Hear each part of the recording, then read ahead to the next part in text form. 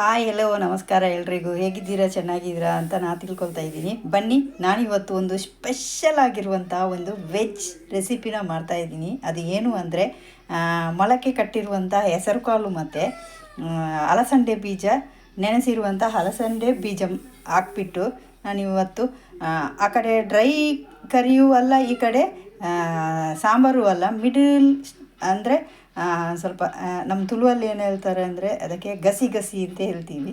ಅದನ್ನು ಮಾಡ್ತಾಯಿದ್ದೀನಿ. ಬನ್ನಿ, ನೀವು ಒಂದು ಇದನ್ನು ಟ್ರೈ ಮಾಡ್ಬೋದು ಮನೆಯಲ್ಲಿ.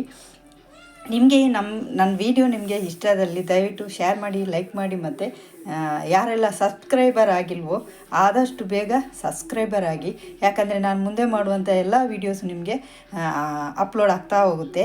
ಓಕೆ, ಬನ್ನಿ ಇವಾಗ ನಾವು ಸ್ಟಾರ್ಟ್ ಮಾಡೋಣ. ಇವಾಗ ನಾನು ಇದನ್ನು ಕುಕ್ಕರಿಗೆ ಹಾಕ್ತಾಯಿದ್ದೀನಿ. ಒಂದು 2 ಸಿಟಿ ಬರೋ ತನಕ ಇದನ್ನು ಬೇಕಿಡೋಣ. ಮೊಳಕೆ ಕಟ್ಟಿರುವ ಹೆಸರು ಕಾಳನ್ನು ಕೂಡ ಒಟ್ಟಿಗೆ ಹಾಕ್ತಾಯಿದ್ದೀನಿ. ಜೊತೆಗೆ ಇಲ್ಲಿ ನಾನು ಟೊಮೆಟೊ ಮತ್ತು ಈರುಳ್ಳಿನ ಹೆಚ್ಚಿಟ್ಕೊಂಡಿದ್ದೀನಿ. ನೋಡಿ, ಅರ್ಧ ಟೊಮೆಟೊ, ಅರ್ಧ ಈರುಳ್ಳಿ, ಸ್ವಲ್ಪ ಕರಿಬೇವಿನ ಸೊಪ್ಪು ಜೊತೆಗೆ ಹಾಕಿಬಿಟ್ಟು ನಾನು ಇದನ್ನು ಬೇಕಿಡಬೇಕು ಅಂತ ಇದ್ದೀನಿ. ಸ್ವಲ್ಪ ನೀರು ಹಾಕಬೇಕು, ಜಾಸ್ತಿ ನೀರು ಬೇಡ, ಸ್ವಲ್ಪ ಸಾಕು. ಒಂದು 2 ಸಿಟಿ ಬರುವಷ್ಟೊತ್ತಿಗೆ ರುಚಿಗೆ ತಕ್ಕಷ್ಟು ಉಪ್ಪು ಹಾಕ್ತಾಯಿದ್ದೀನಿ. ಇವಾಗ ಇದನ್ನು ನಾನು ಬೇಯಿಸಿ ತೊಗೊಂಡು ಬರ್ತೀನಿ.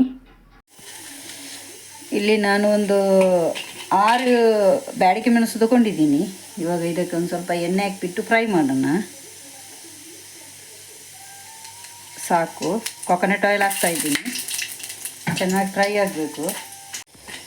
ಈಗ ಬ್ಯಾಡಗಿ ಮೆಣಸು ಸ್ವಲ್ಪ ಫ್ರೈ ಆಗ್ತಾ ಉಂಟು. ಇವಾಗ ನಾನು ಇದಕ್ಕೆ ಒಂದು ಸ್ವಲ್ಪ ಗೀ ರೈಸ್ ತೊಗೊಂಡಿದ್ದೀನಿ. ನಾನು ಸ್ವಲ್ಪ ಮೆಂತೆಕಾಳು, ಸ್ವಲ್ಪ ಉದ್ದಿನ ಕಾಳು ತೊಗೊಂಡಿದ್ದೀನಿ. ಎಲ್ಲ ಜೊತೆಗೆ ಹಾಕಿಬಿಟ್ಟು ಫ್ರೈ ಮಾಡೋಣ. ಲೋ ಫ್ಲೇಮಲ್ಲಿ ಇಟ್ಕೊಳ್ಳಿ.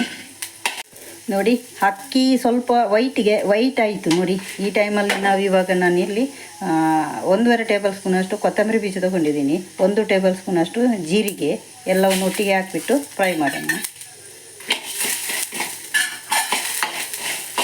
ಇವಾಗ ಇದು ಫ್ರೈ ಆಯಿತು. ನಾನು ಇಲ್ಲಿ ಕರಿಬೇವಿನ ಸೊಪ್ಪು ಹಾಕ್ತಾಯಿದ್ದೀನಿ ಜೊತೆಗೆ. ಇದು ಬಿಸಿಯಲ್ಲೇ ಫ್ರೈ ಆಗುತ್ತೆ. ಇಲ್ಲಿ ನಾನು ಸ್ವಲ್ಪ ಅರಸಿನ ಪುಡಿ ತೊಗೊಂಡಿದ್ದೀನಿ. 1 ಮುಷ್ಟಿಯಷ್ಟು ನಾನು ಇಲ್ಲಿ ಕಾಯಿ ತುರಿ ತೊಗೊಂಡಿದ್ದೀನಿ.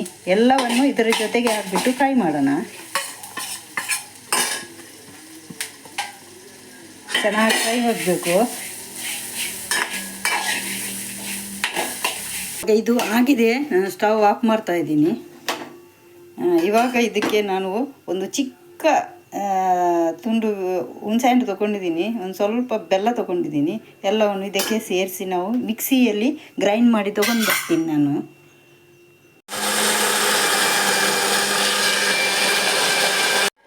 ಓಕೆ, ನಾನಿಲ್ಲಿ ಮಣ್ಣಿನ ಪಾತ್ರೆ ಇಟ್ಕೊಂಡಿದ್ದೀನಿ. ನಾನು ಸ್ವಲ್ಪ ಒಂದು 2 ಟೇಬಲ್ ಸ್ಪೂನಷ್ಟು ನಾನು ಕೊಕೊನಟ್ ಆಯಿಲ್ ಹಾಕ್ತಾಯಿದ್ದೀನಿ. ಜೊತೆಗೆ ಒಂದು ಸ್ವಲ್ಪ ತುಪ್ಪ ಹಾಕ್ತಾಯಿದ್ದೀನಿ. 1 ಟೇಬಲ್ ಸ್ಪೂನಷ್ಟು ತುಪ್ಪ ಹಾಕ್ತಾಯಿದ್ದೀನಿ. ತುಪ್ಪ ಬಿಸಿ ಆಗ್ತಾ ಉಂಟು. ಇವಾಗ ನಾನೊಂದು ಸ್ವಲ್ಪ ಸಾಸಿವೆಯನ್ನು ಇದಕ್ಕೆ ಹಾಕ್ತಾಯಿದ್ದೀನಿ. ಇದು ಸಿಡಿತಿರಬೇಕಾದ್ರೆ ನಾವು ಇಲ್ಲಿ ಜಜ್ಜಿರುವಂಥ ಬೆಳ್ಳುಳ್ಳಿನ ಇದಕ್ಕೆ ಹಾಕಬೇಕು. ನೋಡಿ, ಸಿಡಿತಾ ಇದೆ. ನಾನಿವಾಗ ಬೆಳ್ಳುಳ್ಳಿ ಹಾಕ್ತಾಯಿದ್ದೀನಿ. ಜೊತೆಗೆ ಕರಿಬೇವಿನ ಸೊಪ್ಪನ್ನು ಇದಕ್ಕೆ ಆ್ಯಡ್ ಮಾಡ್ತಾಯಿದ್ದೀನಿ ನಾನು. ಹಾಕೋಣ.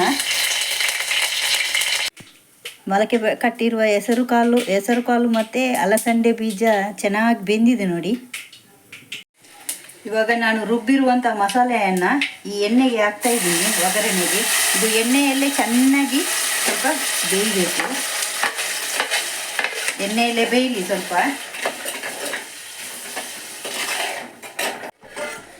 ಕುದೀತಾ ಉಂಟು. ಇದಕ್ಕೆ ಸ್ವಲ್ಪ ನಾನು ಉಪ್ಪು ಹಾಕ್ತಾಯಿದ್ದೀನಿ, ರುಚಿಗೆ ತಕ್ಕಷ್ಟು ನೋಡ್ಕೊಂಡು ಹಾಕ್ಕೊಳ್ಳಿ. ಯಾಕಂದರೆ ನಾವು ತೊಂಡೆಕಾಯಿ ಮತ್ತು ಅಲಸಂಡೆ ಬೀಜ ಮತ್ತು ಹೆಸರು ಕಾಳಿಗೆ ನಾವು ಆಗಲೇ ಉಪ್ಪು ಹಾಕಿದ್ದೀವಿ. ನೋಡ್ಕೊಂಡು ಹಾಕೋಣ. ಜಾಸ್ತಿ ಉಪ್ಪಾದರೆ ಚೆನ್ನಾಗಿರಲ್ಲ. ಚೆನ್ನಾಗಿ ಕುದಿಬೇಕು. ಓಕೆ, ಚೆನ್ನಾಗಿ ಕುದೀತಾ ಉಂಟು. ಇವಾಗ ನಾವು ಇದನ್ನು ಹೆಸರು ಕಾಳು ಮತ್ತು ಅಲಸಂಡೆ ಆ್ಯಡ್ ಮಾಡೋಣ. ಇದಕ್ಕೆ ನೀರು ಹಾಕ್ಬಾರ್ದು, ಆಲ್ರೆಡಿ ಇದು ಇದೆ ನೀರು. ಎಲ್ಲವನ್ನು ಇದಕ್ಕೆ ಹಾಕೋಣ.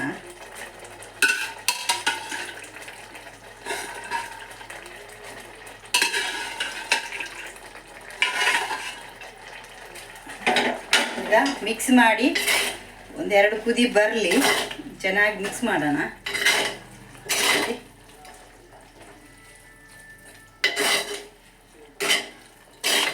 ಆಹಾ, ಗಮ್ ಅಂತ ಸ್ಮೆಲ್ ಬರ್ತಾ ಉಂಟು. ಓಕೆ, ಒಂದು ಕುದಿ ಬರಲಿ, ಸ್ವಲ್ಪ ಓಕೆ, ಕುದೀತಾ ಉಂಟು, ನೋಡೋಣ. ಅಲ್ಲ, ಮಿಕ್ಸ್ ಮಾಡೋಣ.